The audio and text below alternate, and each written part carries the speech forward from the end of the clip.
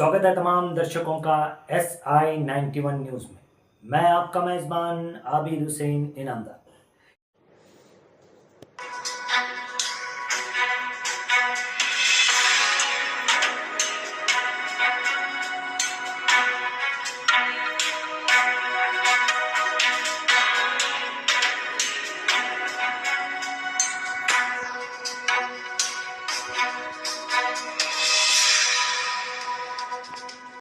ಇವತ್ತು SIR ವಿರೋಧಿಸಿ ಒಂದು ಬೃಹತ್ ಪ್ರತಿಭಟನೆ ಮಾಡ್ತಿದ್ದೀವಿ ಸರ್. ಯಾಕೆ ಸರ್, ಏನು ಸಮಸ್ಯೆ ಆಗಿದೆ? SIRದಿಂದ ಏನು ಸಮಸ್ಯೆ ಆಗ್ತಾ ಇದೆ ಸರ್? ನೋಡಿ, SIRದಿಂದ ನೀವು ಇದಕ್ಕಿಂತ ಹಿಂದೆ ನೋಡಿರ್ಬೋದು, ರಿಸಲ್ಟ್ ಆಯಿತು ನಮ್ಮೊಂದು ಇಡೀ ದೇಶದ ಬೈ ಎಲೆಕ್ಷನ್ದು ಆಯಿತು, ಮತ್ತು ನಮ್ಮ ವೆಸ್ಟ್ ಬೆಂಗಾಲಲ್ಲಿ ರಿಸಲ್ಟ್ ನೋಡಿದರು, ತಮಿಳ್ನಾಡಲ್ಲಿ ರಿಸಲ್ಟ್ ನೋಡಿದ್ರು.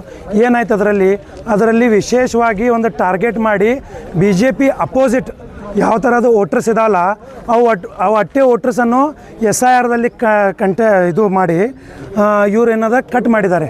ಅಂದರೆ ಇದರಲ್ಲಿ ವೆಸ್ಟ್ ಬೆಂಗಾಲಲ್ಲಿ 91 ಲ್ಯಾಕ್ ವೋಟ್ರಸ್ ಇದರಲ್ಲಿ ಲಿಸ್ಟ್ನಲ್ಲಿ ಕಟ್ ಮಾಡಿದ್ದಾರೆ. ಇದರಲ್ಲಿ ಕೆಲವೊಂದು 27 ಲಕ್ಷ ತನಕ ಇವರು ಸುಪ್ರೀಂ ಕೋರ್ಟಿಗೆ ಅರ್ಜಿ ಹಾಕಿ ಅದರದ್ದು ಇದು ಕೇಳಿದ್ರು, ನಮ್ಗೆ ಓಟ್ ಹಾಕಿ ನಮಗೆ ಕೊಡಬೇಕು, ಆಮೇಲೆ ಏನದ SIR ನಡೆಸ್ಬೇಕಂತೇಳಿ. ಆದರೂ ಸುಪ್ರೀಂ ಕೋರ್ಟ್ನು ಕೂಡ ಅವ್ರಿಗೆ ಹಕ್ಕು ಕೊಡಲಿಲ್ಲ. ಈ ಸಲ ನೀವು ಡಾಕ್ಯುಮೆಂಟ್ ಅರೇಂಜ್ ಮಾಡಿರಿ, ಮುಂದಿನ ಸಲ ಏನದ ನೀವು SIRದ ಇದು ವೋಟ್ರದ ಹಕ್ಕು ಆಗ್ತೈತೆ ನಿಮ್ಗೆ ಅಂತೇಳಿ ಈ ನಮೂನೆ ಒಂದು ಆಶ್ವಾಸನೆ ಕೊಟ್ಟು ಸುಪ್ರೀಂ ಕೋರ್ಟ್ ಹೇಳಿದ ಮಾತಿದು. ಇದು ಒಂದು ಗಂಭೀರವಾದ ವಿಷಯ. ಇಡೀ ರಾಜ್ಯ ಇದು ಇಡೀ ದೇಶದಲ್ಲಿ ಈ ಕೇಂದ್ರ ಸರ್ಕಾರ ಒಂದರ ಅನ್ಯಾಯ ಮಾಡ್ತಾ ಇದೆ. ಮೈನಾರಿಟೀಸ್ ಆಗಲಿ, ನಮ್ಮದು ಹಿಂದುಳಿದ ವರ್ಗಗಳೇ ಆಗಲಿ, ಮುಸಲ್ಮಾನ್ ಕಮ್ಯುನಿಟಿ ಆಗಲಿ, ದಲಿತ ಕಮ್ಯುನಿಟಿ ಆಗಲಿ, ಮತ್ತು ಎಲ್ಲರಿಗಿಂತ ವಿಶೇಷಣದ ಆ್ಯಂಟಿ BJP ವೋಟರ್ಸ್ ಏನದಲ್ಲ, ಇವರು ವಿಶೇಷವಾಗಿ ಇದು ಕಟ್ ಮಾಡಿದ್ದಾರೆ. ಅದಕ್ಕೋಸ್ಕರ ನಾವು ಸರ್ಕಾರಿಗೆ ಮಾಡೋದು ವಿನಂತಿ ಏನಂತಂದರೆ, ಈ SIRನ್ನು ಟೋಟಲ್ ಆಗಿ ರಿಜೆಕ್ಟ್ ಮಾಡಬೇಕು. ಮೊದಲು ಯಾವ ಥರ ನೀವು ಜನಗಣತಿ ಮಾಡ್ತಿದ್ರಿ, ಮೊದಲು ಯಾವ ಥರ ನೀವು ಇದು ಗಣತಿ ತೊಗೋತಿದ್ರಿ ದೇಶದಲ್ಲಿ, ಆ ಪ್ರಕಾರ ನೀವು 10 ವರ್ಷಕ್ಕೆ ಒಂದು ಸಲ ಕಂಪಲ್ಸರಿ ತೊಗೋಬೇಕು. ಆ ಪ್ರಕಾರ ನಿಮಗೆ ಡೇಟಾವನ್ನು ಕರೆಕ್ಟ್ ಸಿಗುತ್ತದೆ.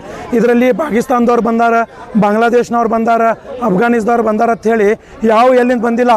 ಬಟ್ ಬಂದರೂ ಕೂಡ ಅವ್ರದ್ದು ಏನದ ಎದಕ್ಕೆ ನೀವು ಅದು ಅವ್ರಿಗೆ ಬಂದಾಗ ಹಾದಿ ಹ್ಯಾಂಗೆ ಮಾಡಿಕೊಟ್ರಿ. ಈ ದೇಶದಲ್ಲಿ ಹಿಂದಿನ ದಿವಸದಲ್ಲಿ ನೀವು ನೋಡಿರ್ಬೋದು, ಒಂದು ಪಾಕಿಸ್ತಾನ ಹೆಣ್ಮಕ್ಳ 4 ಹುಡುಗರನ್ನ ತೊಗೊಂಡಿಲ್ಲೇ ದೇಶದಲ್ಲಿ ಬಂದರು. ಆಕಿಂದ ಹೆಸರು ಸೀಮಾ ಹೈದರ್ ಅಂಥೇಳಿ.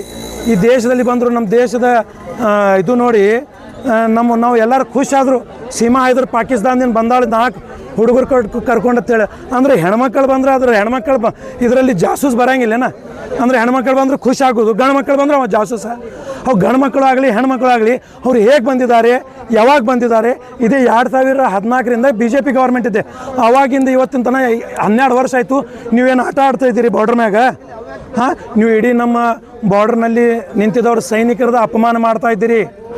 ಸೈನಿಕರದ ಸೇಫ್ಟಿ ಅವ್ರ ಡ್ಯೂಟಿ ಮೇಲೆ ನೀವು ಒಂದು ದಬ್ಬೆಯನ್ನು ಹಚ್ತಾ ಇದ್ದೀರಿ. ನೀವು ಇಂಥ ಎಲ್ಲ ಕಾನೂನು ತೆಗಿಯೋಕ್ಕಿಂತ ಮೊದಲು ನೀವು ವಿಚಾರ ಮಾಡಬೇಕು. ಈಗ ನಿಮ್ಮ ಕಡೆಯಿಂದ ಆಗೈತಂದ್ರೆ ಅದ್ರ ಬಗ್ಗೆ ನೀವು ಕ್ಷಮೆ ಪಡಿಬೇಕು, ಜನರಿಗೆ ಕ್ಷಮೆ ಪಡಿಬೇಕು. ಈಗ 91 ಲಕ್ಷ ಓಟ್ ಕಟ್ ಮಾಡೋಕ್ಕೆ ನಿದ್ದಿಂದ ಒಂದು ಸರ್ಕಾರ ಬಿತ್ತು. ಅದಕ್ಕೆ ಇದು ಏನಾಯಿತು, BJPಯಲ್ಲಿ ಬತ್ತು. ಇಷ್ಟೇ ನಿಮ್ಗೆ ಬೇಕಾಗಿದ್ದು. ನಾವೆಲ್ಲರೂ ಇವತ್ತಿನ ದಿವಸ ಬಿಜಾಪುರಲ್ಲಿ ಒಕ್ಕಟ್ಟಾಗಿ ಎಲ್ಲ ಥರದ ಪ್ರಗತಿಪರ ಸಂಘಟನೆದವರು, ಎಲ್ಲ ಪಾರ್ಟಿದವರು ಮತ್ತು ಎಲ್ಲ ಆರ್ಗನೈಸೇಷನ್ದವರು ಎಲ್ಲರೂ ಕೂಡಿಸಿ ಇವತ್ತಿನ ದಿವಸ ನಾವು ಈ ಹೋರಾಟವನ್ನು ಮಾಡ್ತಾಯಿದ್ದೀವಿ. ಅದು ಏನು ಉದ್ದೇಶ ಏನಂತಂದರೆ SIRನ್ನು ರಿಜೆಕ್ಟ್ ಮಾಡಬೇಕು ಟೋಟಲ್. ಮುಂಬರುವ ದಿನಮಾನಗಳಲ್ಲಿ ಒಂದು ಕೇಂದ್ರ ಸರ್ಕಾರ SIRನ ಹಿಂಪಡ್ಲಿಕ್ಕಂದ್ರೆ ನೀವು SDPI ಇಂದ ನಿಮ್ಮ ಹೋರಾಟ ಯಾವ ರೀತಿ ಇರ್ತದೆ ಸರ್? ನಾವಂತರೂ ಮೊದಲೇ ದಿವಸದಿಂದ SDPIದಿಂದ ಇದರ ಬಗ್ಗೆ ಹೋರಾಟ ಮಾಡ್ತಾಯಿದ್ದೀವಿ. ಎಚ್ಚರಿಕೆಯನ್ನು ತರ್ತಾ ಇದ್ದೀವಿ, ಜನರನ್ನು ಮತ್ತು ಅವೇರ್ನೆಸ್ನು ಮಾಡ್ತಾಯಿದ್ದೀವಿ. ಮತ್ತು ಅಡಿಷ್ನಲ್ ನಾವು ಮ್ಯಾಪಿಂಗ್ನು ಕೂಡ ಮಾಡ್ತಾಯಿದ್ದೀವಿ. ಯಾಕಂತಂದ್ರೆ ಯಾರು ಹೊರ್ಗಿನವ್ರು ಬಂದಾರ, ಯಾರು ಇಲ್ಲ ಅನ್ನೋದು ಗೊತ್ತೇ ಆಗೇ ಆಕೈತಿ. ಮತ್ತು ನಮ್ಮ ದೇಶದ ಹನಿಬಾರ್ ನೋಡಿ, ಒಂದು ಮಿಲ್ಟ್ರಿಯಲ್ಲಿ ಒಂದು ಕಮಾಂಡೋ ಆಗಿ ಕೆಲಸ ಮಾಡಿದ್ದವ ಒಂದು ಮನುಷ್ಯನು ಒಂದು SIR ಪಟ್ಟಿದಲ್ಲಿ ಒಂದು ಹೆಸರು ಹೇಳ್ತಾರೆ. ಅವರೆಲ್ಲ ಅಕ್ರಮ ಬಾಂಗ್ಲಾ ವಲಸಿಗರಿದ್ರು, ಅವ್ರಿಗೆ ಅಟ್ಟೆ ತೆಗೆದೇವ ಅಂತ ಹೇಳ್ತಾರೆ. ಅಕ್ರಮ ಬಾಂಗ್ಲಾದವರು ಇವರು ದೇಶದ ನಮ್ಮದು ಬಾರ್ಡರ್ನಲ್ಲಿ ಕೆಲಸ ಮಾಡ್ತಾರೆ, ಮಿಲ್ಟ್ರಿಯಲ್ಲಿ ಆಗಿ ಜಾಬ್ ಕೊಡ್ತಾರೆ. ಯಾರು ಕೊಟ್ಟಿದ್ದಾರೆ ರೀ? ಬಾಂಗ್ಲಾದವರು ಸೆಲೆಕ್ಟ್ ಮಾಡಿದ್ದಾರೆ ಅವ್ರಿಗೆ. ನಮ್ಮ ಇಂಡಿಯಾ ಗೌರ್ಮೆಂಟ್ ಎಲ್ಲ ಮಾಡಿದ್ದು.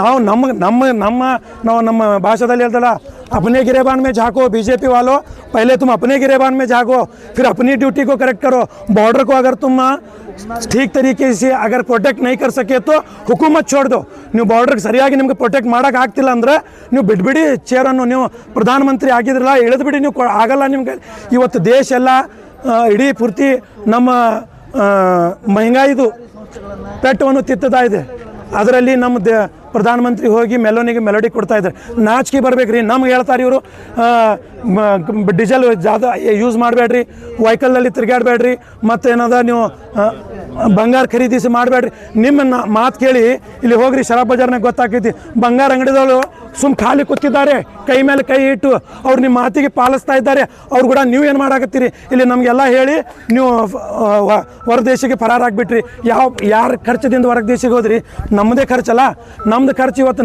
ನಿಮಗೆ ಯೂಸ್ ಮಾಡೋಕ್ಕಾಗತ್ತಿಲ್ಲ ನೀವು ನಿಮ್ಮಂಥವು ಸ್ವಂತ ಪಾರ್ಟಿಗಳಿಗೆ ಯೂಸ್ ಮಾಡಾಕತ್ತೀರಿ ಇದು ನಿಮ್ಗೆ ನಾಚಿಕೆ ಬರಬೇಕು ನೀವು ಮಾಡಿದಂಥ ಡಿಸಿಷನ್ಗೆ ನೀವು ಮಾಡಿದಂಥ ಕೆಲಸಕ್ಕೆ ಏನದ ನೀವು ಕ್ಷಮೆ ಪಡಬೇಕು ಇದು ಇಂಡಿಯಾ ಜನರಿಗೆ ಸರ್ ಹಾಗಾದರೆ ಕೇಂದ್ರ ಸರ್ಕಾರ ಏನಪ್ಪ ಸರ್ವಾಧಿಕಾರಿ ಧೋರಣೆ ತೋರ್ತಾ ಇದೆ ಅಂತ ಅಂದಂಗೆ ಆಯ್ತು ಮಾತಿನ ಅರ್ಥ ಸರ್ ಒಂದು ಮಾತು ಹೇಳ್ತೀನಿ ಇವತ್ತಿಂದಿಲ್ಲ ಇದು ನಡೀತಾ ಇದ್ದು 2014ರಿಂದ ಯಾವಾಗೂ ನಮ್ಮ BJP ಕೇಂದ್ರಕ್ಕೆ ಬಂದಿದೆ ಅವಾಗಿಂತೂ ಇದು ಎಲ್ಲ ಅನ್ಯಾಯವನ್ನು ನಡೀತಾ ಇದೆ ಇದು ಎಲ್ಲ ಒಂದು ಕಮ್ಯುನಿಟಿಗಾಗಲಿ ಒಂದು ಏನದ ಸಮುದಾಯಕ್ಕಾಗಲಿ ಇವು ಪ್ರತಿಯೊಂದು ಅಲ್ಪಸಂಖ್ಯಾತರಿಗೆ ಟಾರ್ಗೆಟ್ ಮಾಡಿ ಇವರು ಇದೇ ಮಾಡ್ಕೊಂಡು ಬಂದಿರ್ತಾರೆ ಸರ್ ತಮ್ಮ ಹೆಸರು ನಾನು ಅತಾವುಲ್ಲಾ ದರಾಕ್ಷಿ SDPI ಜಿಲ್ಲಾಧ್ಯಕ್ಷ